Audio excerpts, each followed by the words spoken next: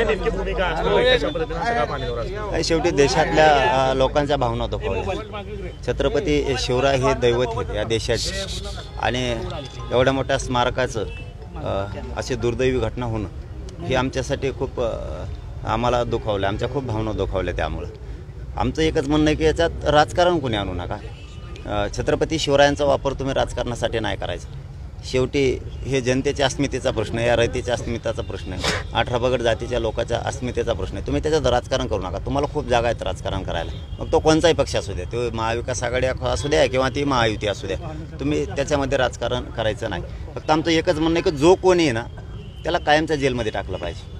हे बघा, महापुरुष कुठलेही असू द्या, अशा जर घटना घडल्या तर तो माणूस सुटायला कामा नाही. तो सुटलाच नाही पाहिजे. 4 दिवस आत टाकला, 5व्या दिवशी बाहेर आला, हे आम्हाला मान्य नाही.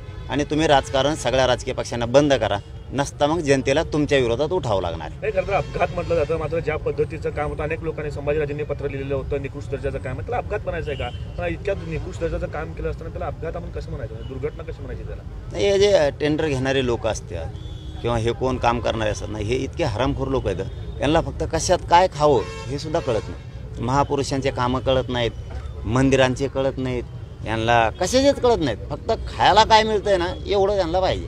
म्हणून हे लोक कायमच्या मध्ये पाहिजेत. आणि यांनी जर राजकारण बंद नाही केलं या दोघांनी एकमेकावर पडायचं तर आम्हाला तो मुद्दा हातात घ्यावा लागणार आहे जनता. देशाच्या पंतप्रधानांनी माफी मागितली घडलेल्या घटनेसंदर्भात. नाही, आता याच्या अगोदरही 8 ते घटना घडल्याबरोबर मला काही प्रश्न विचारले होते, त्यावेळेस उद्घाटक का करून गेले. हे बघा, मला राजकारण करायचं म्हणून मी करत नसतो. हां, चुकला की मी सोडत नाही त्याला, मग तो कोणी असो. अरे उद्घाटन करून जाणाराचा काय दोष? इथं काम करणाराच नीट नाही. घटना तर घडली, आता माफी मागितली का नाही मागितले काय, आमची मानहानी व्हायची, आमचं जेवढं भावना दुखवायचे ते दुखवलेले आहेत. तुम्ही अगोदरच कंट्रोल ठेवला असता ते दर्जेदार होतं आहे की नाही होतं आहे काम, ते अगोदर ठेवलं नाही. आणि आता नंतर एवढी मोठी दुर्घटना झाली, जाऊ द्या, मला त्या राजकारणात पडायचं नाही आणि ते करायचं पण नाही. मात्र तो माणूस मध्ये गेला पाहिजे आणि तो कधी सुटला पण नाही पाहिजे. दादा, आपण खरं तर सांगितलं जातं की 6 महिन्यात हा पुतळा जो तो उभारण्यात आलेला आहे. मग सरकारची कुठेतरी ही नैतिक जबाबदारी नाही आहे का की अशा पद्धतीने आपण फक्त उद्घाटनासाठी घाई गडबड करून पुतळ्यांचे हे देतोय, परवानगी देतोय किंवा पुतळे उभारतोय? तर ह्यावर कुठेतरी निर्णय झाला पाहिजे, कायदा झाला पाहिजे की नाही? त्यांनी गडबड केली हे तर खरंच आहे, परंतु राजकारण नाही करायचं म्हणलं मी याच्यामध्ये, आणि त्यांनी सुद्धा कोणी करू नये. आता शेवटी इथून पुढं तरी अशा घटना होऊ नयेत याच्यासाठी मी सकाळी पण सांगितलं की कायद्यातच दुरुस्ती व्हायला पाहिजे. त्या की महापुरुष कुठले पण असू द्या, त्यांच्याबद्दल जर असं कुठं घडलं, त्यांनी दर्जेदार काम नाही केलं किंवा त्याची काही चूक आहे, त्याच्यात असणारा कोण मध्ये सुद्धा मध्यस्थी बी असतो कोणीतरी, हे सगळेच मध्ये गेले पाहिजे. आणि हे कायमचे नाही गेले तर शेवटी मी पुन्हा तेच सांगतो की यांना दोघाला बाजूला सारून शेवटी मग आम्हाला जनतेला त्यांच्याकडे बघावं लागणार. 2 दिवसापूर्वी एक मोठी बैठक झाली, बैठकीमध्ये हजारो तुमचे जे मांडणारा वर्ग तो सहभागी झाला होता. नेमकं काय सांगाल आणि बैठकीमध्ये नेमकं काय झालं? नाही, ते 1 वर्ष पूर्ण झालं होतं आंदोलनाला. हे देशातलं सगळ्यात मोठं आंदोलन आहे की जे 1 वर्षभर तितक्याच संख्येनं तितक्याच लाखात लोक त्या आंदोलनामध्ये सहभागी. त्या देशात असं आंदोलन झालं नसेल कधी. 1 वर्ष पूर्ण झालं होतं म्हणून आम्ही एक छोटीखानी बैठक घेतली. पण ते राजकीय भूमिकेच्या बद्दलची जी बैठक आम्हाला घ्यायची होती ती आता पुढे ढकललेली आहे आम्ही. आता ते तुम्हाला कळूयात कधी. वर्षाची वर्षपूर्ती झाली म्हणताय, वर्षपूर्तीमध्ये काय काय मिळवलं मराठा समाजाने, काय सांगताय? नाही, आम्ही नाही मानत त्याला वर्षपूर्ती. शेवटी आमचा संघर्ष होता, आम्ही केलेला न्यायासाठीचा तो उठाव होता.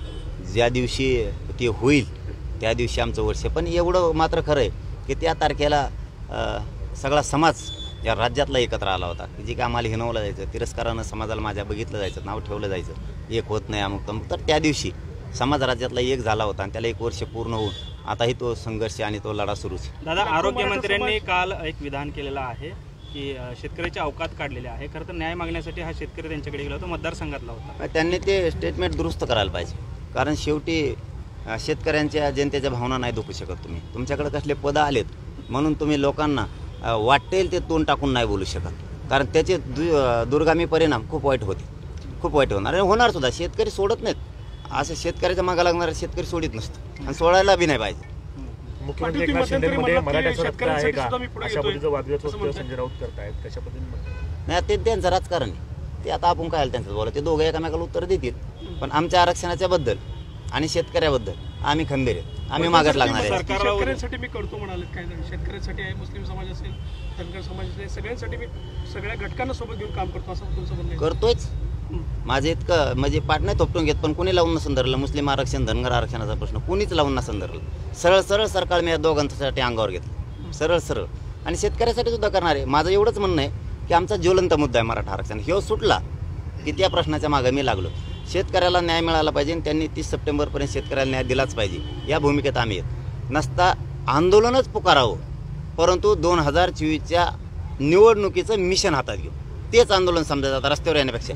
सगळ्या शेतकऱ्यांनी, सगळ्या जाती धर्माच्या गोरगरीब लोकांनी यांना पाडून टाकायचं. त्याच्यातून नेमका संदेश काय देत आहे की तुम्ही उभे करणार आहेत? नाही तर होईल ना, आत्ताच नाही बाबा. इतकं लवकर सांगितलं होतं मला लगेच कार्यक्रम सुरू करते ते.